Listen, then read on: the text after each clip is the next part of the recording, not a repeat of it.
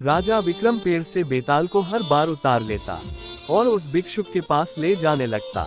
रास्ता लंबा होने की वजह से बेताल हर बार कहानी सुनाने लगता और यह शर्त रखता कि कहानी सुनने के बाद यदि राजा विक्रम ने उसके प्रश्न का सार्थक उत्तर ना दिया तो वह राजा विक्रम को मार देगा, और अगर राजा विक्रम ने जवाब देने के लिए मुंह खोला तो वह रूठ कर फिर से अपने पेड़ पर जाकर उल्टा लटक जाएगा। राजा विक्रम के सभी शर्त मानने पर बेताल कहानी सुनाना शुरू करता है। हिमाचल पर्वत पर गंधर्वों का एक नगर था जिसमें जीमूतकेतु नामक राजा राज करता था। उसका एक लड़का था जिसका नाम जीमूतवाहन था। बाप बेटे दोनों भले थे, धर्म कर्म में लगे रहते थे। इससे प्रजा के लोग बहुत स्वच्छंद हो गए और एक दिन उन्होंने राजा के महल को घेर लिया। राजकुमार ने ये देखा तो पिता से कहा कि आप चिंता न करें, मैं सबको मार भगाऊंगा। राजा बोला, नहीं ऐसा मत करो। युधिष्ठिर भी महाभारत करके पछताए थे। इसके बाद राजा अपने गोत्र के लोगों को राज्य सौंपकर राजकुमार के साथ मलयाचल पर जाकर मणि बनाकर रहने लगा।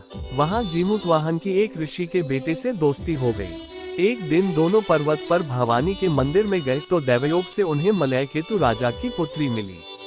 दोनों एक दूसरे पर मोहित हो गए। जब कन्या के पिता को मालूम हुआ तो उसने अपनी बेटी उसे ब्याह दी। एक रोज की बात है कि जीमूतवाहन को पहाड़ पर एक सफेद ढेर दिखाई दिया। पूछा तो मालूम हुआ कि पाताल से बहुत से नाग आते हैं जिन्हें गरुड़ खा लेता है। ये ढेर उन्हीं की हड्डियों का है। उसे देखकर जीमूतवाहन आगे बढ़ गया। कुछ दूर जाने पर उसे किसी के रोने की आवाज सुनाई दी। पास गया तो देखा कि एक बुढ़िया रो रही है। कारण पूछा तो उसने बताया कि आज उसके बेटे शंखचूड़ नाग की बारी है, उसे गरुड़ आकर खा जाएगा। जीमूतवाहन ने कहा, माँ तुम चिंता न करो, मैं उसकी जगह चला जाऊंगा।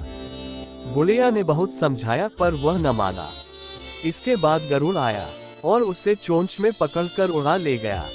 संयोग से राजकुमार का बाजू बंद गिर पड़ा, जिस पर राजा का नाम खुदा था। उस पर खून लगा था। राजकुमारी ने उसे देखा, वह ये देख मूर्छित हो गई। होश आने पर उसने राजा और रानी को सब हाल सुनाया। वे बड़े दुखी हुए और जीमूतवाहन को खोजने निकले। तभी उन्हें शंखचूड़ मिला। उसने गरुड़ को पुकार कर कहा, हे गरुड़, तू इसे छोड़ दे, बारी तो मेरी थी। गरुड़ ने राजकुमार से पूछा, तू अपनी जान क्यों दे रहा है? उसने कहा, उत्तम पुरुष को हमेशा दूसरों की मदद करनी चाहिए। ये सुनकर गरुड़ बहुत खुश हुआ। उसने राजकुमार से वर मांगने को कहा। जीमूतवाहन ने अनुरोध किया कि सब सांपों को जिंदा कर दो। गरुड़ ने ऐसा ही किया। फिर उसने कहा, तुझे अपना राज्य भी मिल जाएगा। इसके बाद वे लोग अपने नगर को लौट आए। लोगों ने राजा को फिर गद्दी पर बिठा दिया। इतना कहकर बेताल बोला, हे राजन, ये बताओ इसमें सबसे बड़ा काम किसने किया? राजा ने कहा, शंखचूड़ ने। बेताल ने पूछा, कैसे?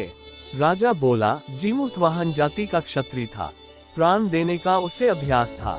लेकिन बड़ा काम तो शंखचूड़ ने किया, जो अभ्यास न होते हुए भी जीमूतवाहन को बचाने के लिए अपनी जान देने को तैयार हो गया। इतना सुनकर बेताल फिर से पेड़ पर जा लटका। राजा विक्रम उसे उतार कर लाया। बेताल ने फिर से नई कहानी सुनाने की पेशकश की।